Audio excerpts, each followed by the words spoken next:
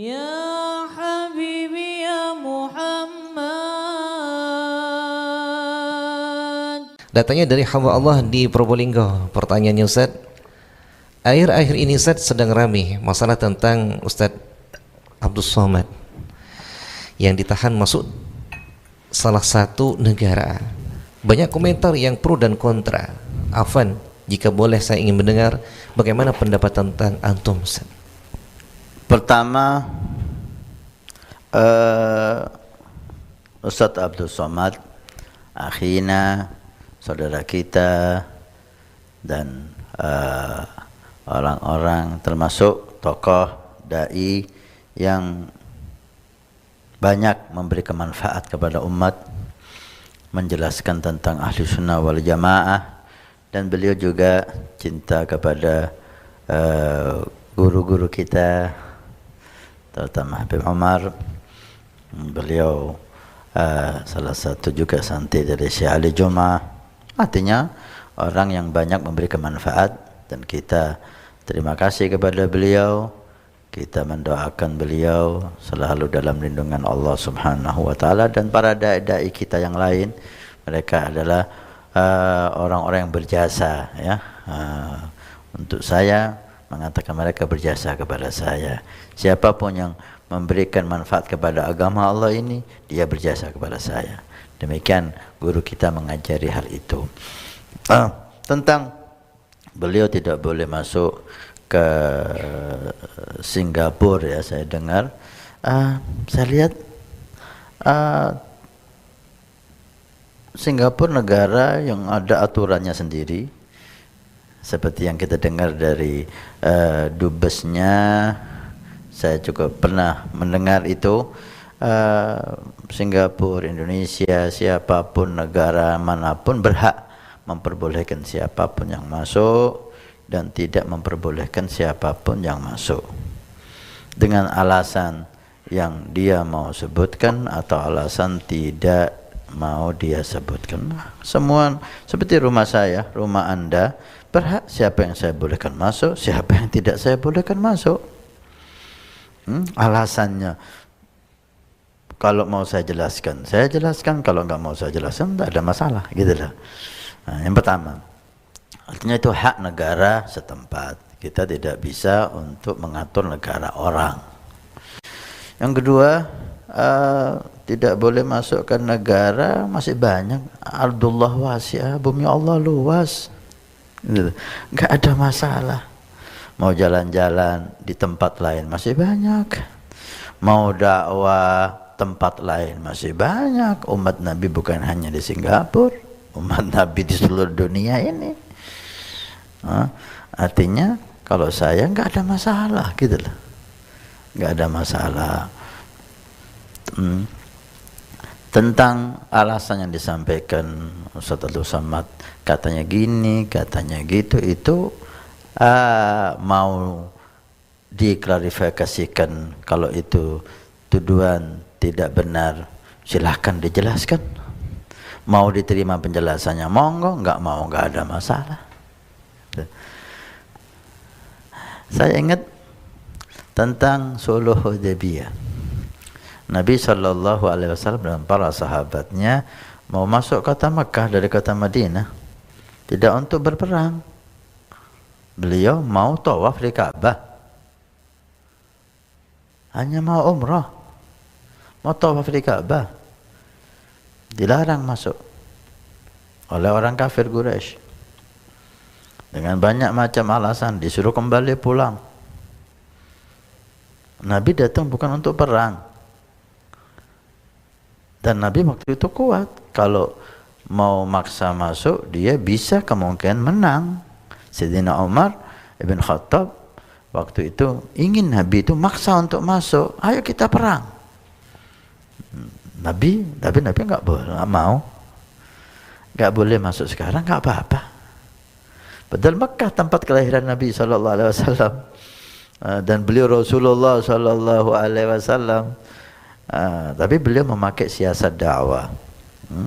Nggak boleh masuk. Dia nggak masuk.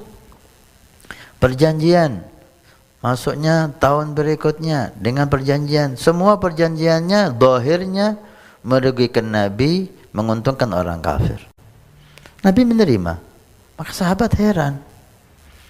Kenapa? Ternyata di balik itu hikmah besar. Gitulah. Hikmah besar. Nabi kembali dengan para sahabatnya, enggak jadi masuk Mekah. Tapi dengan kembalinya Nabi tidak masuk ke Mekah, Allah menyiapkan kemenangan yang dahsyat untuk Nabi sallallahu alaihi wasallam. Karena itu, ayo kita ambil hikmah. Jangan kita termakan orang yang berkepentingan, ya.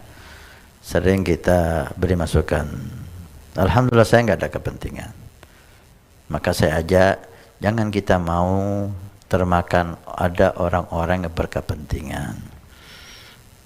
Ada orang yang memang memanfaatkan semua keadaan dia manfaatkan untuk kepentingannya, yaitu menghujat pemerintah, mengadu domba.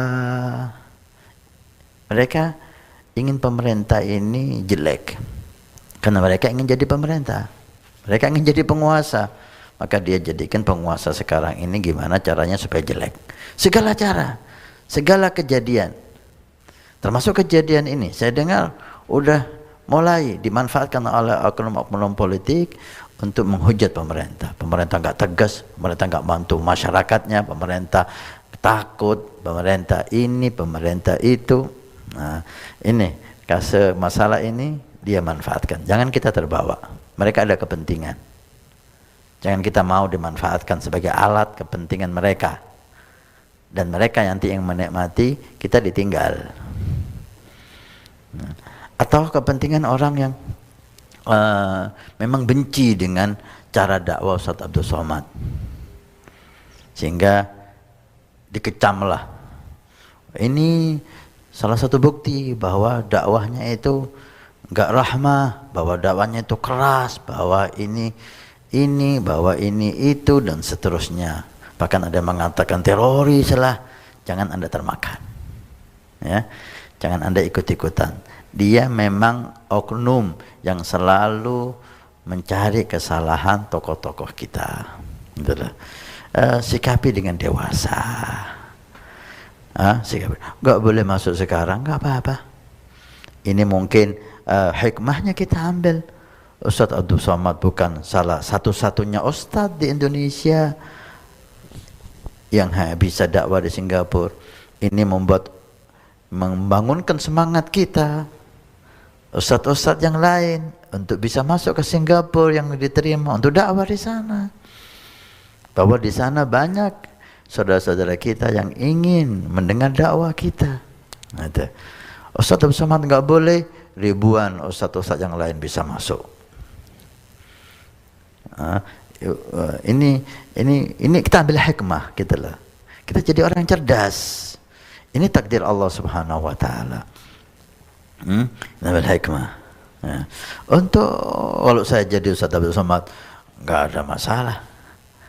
Enggak bisa masuk Singapura, saya masuk Malaysia, saya masuk Brunei, saya masuk negara Indonesia luas. Kalau kita habiskan waktu keliling se Indonesia enggak cukup. Artinya nggak ada masalah gitu loh. Jangan hal ini membuat kita pecah belah lagi gitu loh. Kenapa sih kok harus pecah belah? Setiap kejadian biar diselesaikan pemerintah dengan caranya, tokoh kita dengan cara. Alhamdulillah sudah ada hal-hal positif yang sudah dilakukan pemerintah ini. Bahkan hikmahnya masyarakat semakin merespon Ustaz Abdul Somad.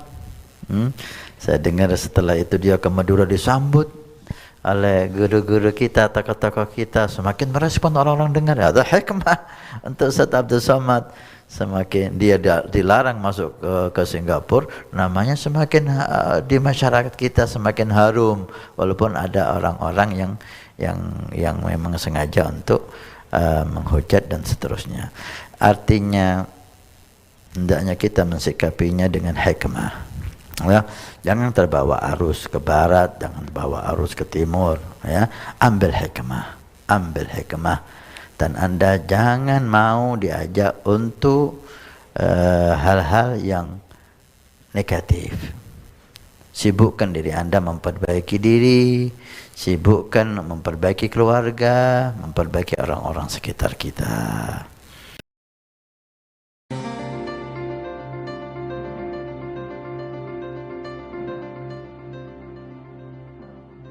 Nabi bersabda, "Man bana masjidan banallahu baitan fil jannah." Siapa yang ikut membangun masjid, maka Allah akan membangunkan rumah di surga. Pondok Pesantren Nurul Iman akan membangun masjid 2 lantai plus aula. Maka kami mengajak untuk kita dan Anda mendapatkan rumah di surga. Kami membutuhkan 2.000 orang, per orang 100.000 per bulan selama 1 tahun. Silahkan Anda daftarkan diri Anda atau almarhum dari orang tua keluarga Anda yang sudah meninggal, atau Anda niatkan untuk putra Anda supaya menjadi putra yang saleh salehah. InsyaAllah dengan masjid di Pondok Pesantren Nurul Iman yang insyaAllah makmur dengan sholat, qiyamul lail, zikir, majlis taklim, belajar agama Allah. Setiap kalimat, setiap bismillah, setiap ilmu Anda dapat pahala, setiap rakaat Anda dapat pahala. Hani'an lana wa hani'an lakum kalau kita punya rumah di surga Allah. Mudah-mudahan Allah mencatat kita sebagai hamba yang punya rumah di surga.